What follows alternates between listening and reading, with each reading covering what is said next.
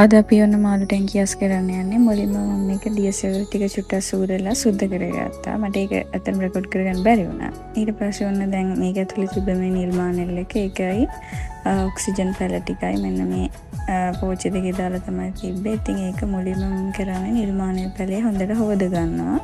හේතුව සමහර වෙලාවට මේකේ මේ පොඩි පොඩි සත්තු ඉන්නවා. ඒකත් එක්ක මේ මම පැලේ හොඳට හොදනවා. හොදලා තමයි ඊට පස්සේ මේ මම පැලේ අරගෙන දාන්නේ ඒ තියෙන පෝච්චියට. ඒක මම මේ කිරිහට්ටිය කිල් කරලා තමයි ඒක දාලා තියෙන්නේ. ඒ අතරේ කියලා චූටි පැල හැදුනේවත් තියෙනවා. ඒ ටිකත් ඒකට දාලා ඔන්න මුලින්ම නිර්මාණය පැලේ මේකෙන් තියෙනවා. ඊට පස්සේ ඊළඟට තියෙන ඔක්සිජන් පැල ටික මේ සුද්ධ කරගන්න හොද ගන්න.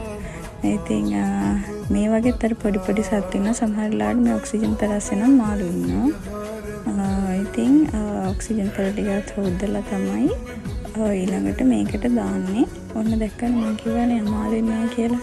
ඉතින් එතකොට මේ ඒගොල්ලන්වත් පරිස්සමට අරගෙන මේකේ තමයි මාළු ටික දාලා තියෙන ටැංකිය හොදනකම්. ඉතින් ඊයසේ ආයෙත් ඒක ඇසෙත් තියෙනවා මේ නිර්මාණය පැල. ඒ ටිකත් අර පෝච්චියටම දාලා ඊට පස්සේ දැන් තියෙන්නේ මේ ඔක්සිජන් පැල එකත් මේකෙන් තියාගන්නවා වතුර දාන්න කලින්.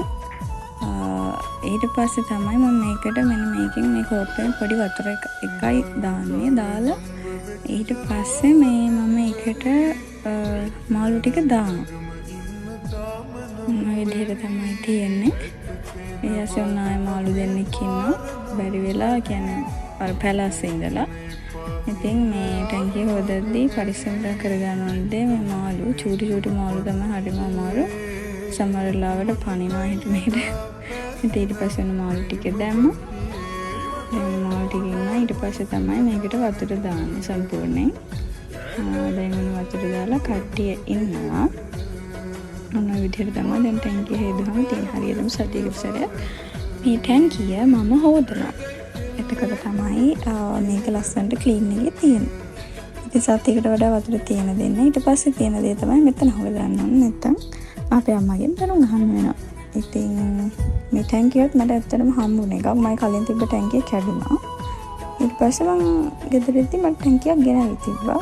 ඉතින් කොහොම හරි ඊට පස්සේ ඔන්න මම ටැංකිය සුද්ධ කරලා පස්සේ අනිවාර්යයෙන් මාළුන්ට කැම දාන්න ඕන. මොකද DSL ගොඩක් අයින් කරන හින්දා මේ මාළු බඩගින අනික මේ ටැංකිය මාළු මේ මාළු කැම වලට හුරු වෙලා ඉන්නේ. මේක ඇත්තටම මාළු දෙන්නයි ගෙනල්ලා දාලා හිටියේ. එයාලගෙන් තමයි මේ කට්ටිය බෝ